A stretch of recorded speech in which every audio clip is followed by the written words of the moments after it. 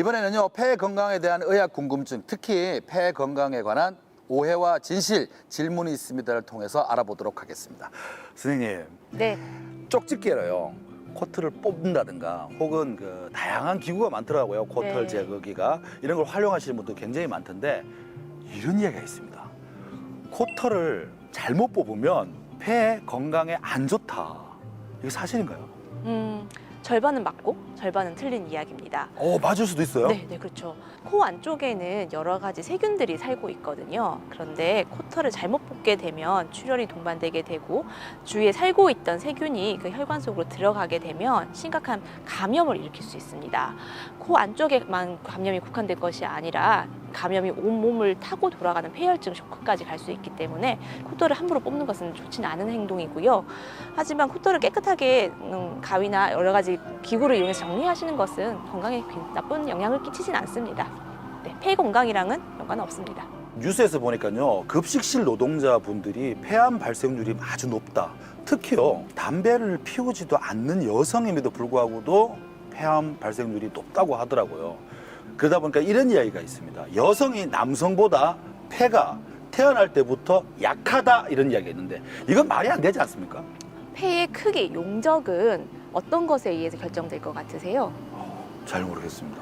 폐의 용적은 키에 따라서 달라집니다. 똑같은 키를 가진 사람은 꽤 비슷한 폐의 용적을 가지고 있습니다. 그런데 여성들은 상대적으로 남자보다 어떤가요? 체가 좀 작죠? 네, 평균 신장이 작죠. 네. 그래서 상대적으로 더 작은 용적의 폐를 가지고 있습니다.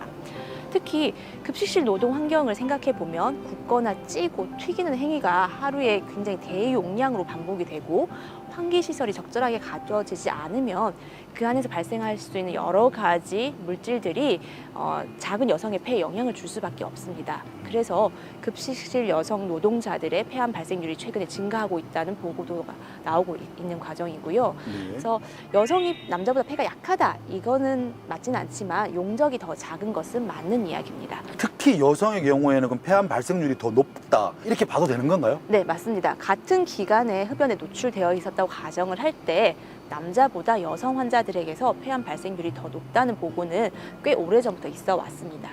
폐암으로 세상을 떠나신 분들이 굉장히 많습니다. 주위에 대개나 뭐 이렇게 영화 배우도 있는데, 특히 우리가 잘 알고 있는 그 영화 배우 고 신성일 씨 같은 경우에는 이런 말을 생전에 남겼습니다. 오랫동안 부모님 영정 앞에 둔 향 때문에 네. 자신이 폐암에 걸린 것 같다라고 했는데, 그렇다면요, 실제로 우리가 향초도 많이 사용하거든요. 그리고 향을 또 피워두기도 하고요. 이게 폐에 악영향을 미치는 건 사실인가요? 네, 맞습니다. 악영향을 미칩니다.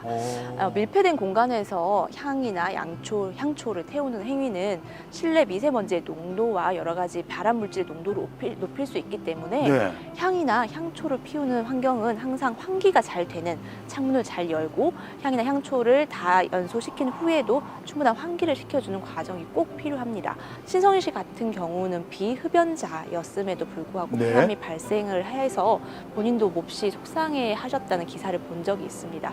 반복적인 향의 노출, 그리고 밀폐된 공간에서 잘 환기가 되지 않은 환경에서 양초나 향의 사용은 폐암 발생의 위험뿐만 아니라 폐암 이외의 다른 만성 폐쇄성 폐질환이라든지 사회질성 폐질환과 같은 여러 가지 폐질환의 발생 위험을 높일 수 있어서 사용하실 때 좀 주의가 필요한 상황입니다.